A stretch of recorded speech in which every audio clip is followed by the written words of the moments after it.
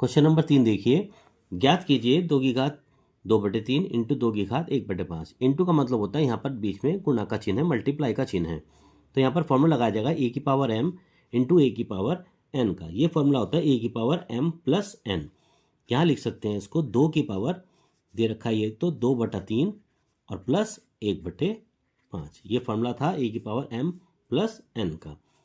तो यहाँ पर हम नीचे इसको एलसीएम ले सकते हैं। तो ये जो है 2 की घात 3 पंजे 15, इसका हमारा एलसीएम आ जाता है। ऊपर बचता है 3 पंजे 15 और 5 दूनी 10 प्लस 5 से 15 और 1 दिया 3।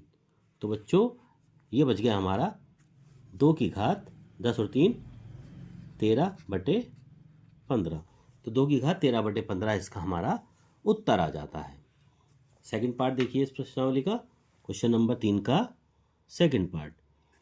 सेकंड पार्ट में दे रखा है 1/3 की घात 3 और पूरे की घात 7। यानी कि ये 7 दे रखा है, ये पूरे की घात दे रखी है। इसको अलग अलग खोल लीजिए। तो यह तो लिख सकते हैं 1 की घात 7 बटे ये दे रखा है 3 की घात 3 और इसकी घात 7 है तो मल्टीप्लाई 7। इसको हम एक साथ इस तरह से लिख सकते हैं। तो बचता है 1 की घात 7 एक ही बचेगा बटे 3 की घात 3 गुणा 7 3 सते 21 यानी कि 3 की घात 21। ये हमारा इसका उत्तर आ जाता है सेकंड पार्ट का। थर्ड पार्ट देखिए इसका। थर्ड पार्ट में कहा गया है 11 की घात 1/2 और बटे 11 की घात 1/4।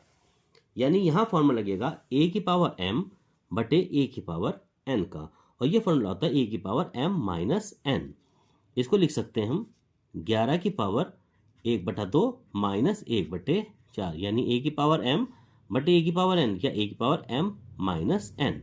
यहाँ पर भी उसी तरह से जिस तरह हमने ऊपर एलसीएम लिया था, यहाँ पर भी हम एलसीएम लेंगे।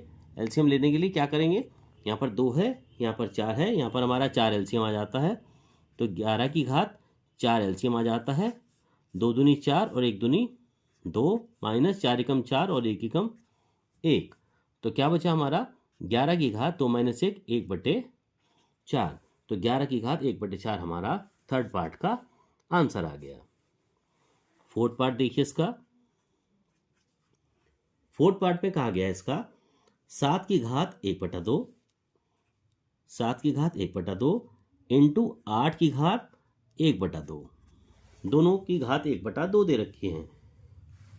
फॉर्मूला क्योंकि घात हमारी सेम है, देखिए अगर घात अलग अलग होती और ये दोनों सेम होते तो हमारा क्वेश्चन नंबर 1 बन जाता है। ये तो फॉर्मूला बन जाता है ए की पावर m प्लस n का।